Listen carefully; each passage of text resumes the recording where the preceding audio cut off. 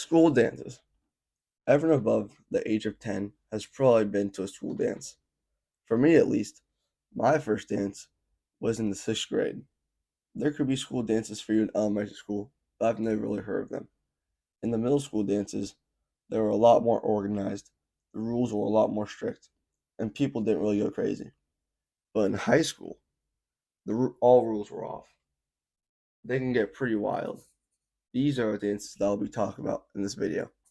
I feel like everyone should go to at least one dance during high school because they can be genuinely fun and a really good time.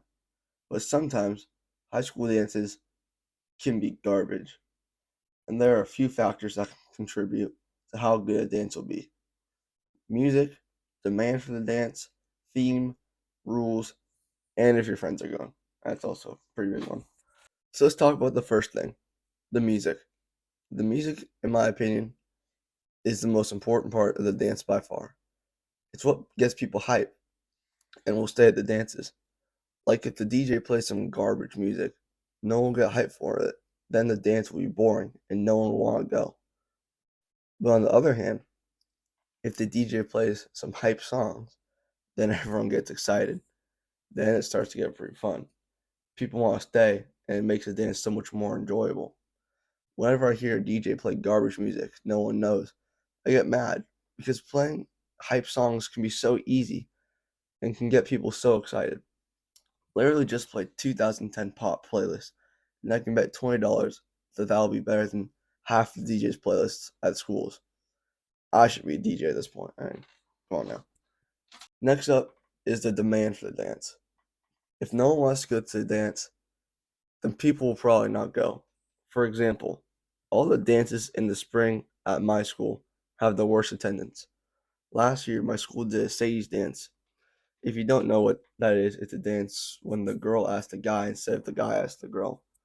So we tried to host this dance, and 4 days before the dance, we sold about 30 tickets. I'm not even joking, 30 tickets. I know this since I'm in student council and we were in charge of the dance. So to only know that 30 people were doing this dance is pretty embarrassing. But by the end, about 300 tickets were sold, which is still terrible, but it's still better than 30 tickets. So no one wanted to go to the dance because there was no demand for a casual dance. If it was a formal dance, then more people would have gone. But since no one wanted to go to the dance, no one went, and it was terrible, and it was embarrassing for everyone in student council. Now, the theme of a dance is not as important as some of the other things on the list, but you may be asking yourself, what is a theme to a dance? It's what the decorations will be and what you should wear to the dance. An example of a theme is a beach theme. So you wear beachy clothes, and the gym is decorated like the beach. So this is not a make or break for the dance, but a bad theme can turn some people away from the dance. And we had some pretty bad themes. Our homecoming theme last year was Starry Night, like the painting. You know, the paint, I don't know who made it, but I mean, how can you theme a dance about painting? Not many people like the theme of the decoration of the dance, but it was homecoming, so people still went to the dance. Doesn't matter. Now, our prom theme was interesting because it was a masquerade where people wore masks at prom, but masks weren't even allowed. So the only sort of decorations for prom were some cheap masks on the tables that you couldn't even wear. But the theme is not that important for hosting a good dance. Like if you're hosting homecoming or prom, the theme isn't really going to turn that many people away. The rules are interesting because they seem strict in the email you get a few days before the dance. When the day comes, no one follows the rules. Like one of the rules for the dances is no moshing. What? That's the whole point of the dance and why most people go. I don't know if this is true for everyone, but all the dances there have in my school have a huge mosh pit the whole time. I don't know if other schools do this, but at least we do. And the principal or any other staff can't do anything about it because it gets so huge. The only thing that'll get you in trouble is going on someone else's shoulders. Then that's what actually gets you in trouble. But if you go to dance outside of school, rules don't apply. Go crazy. Another rule for our dance is no putting your hands on the floor while you're dancing. I think that rule is broken about every 5 minutes. I don't know. You know, in mosh pits, when a circle opens up and someone jumps in and starts dancing.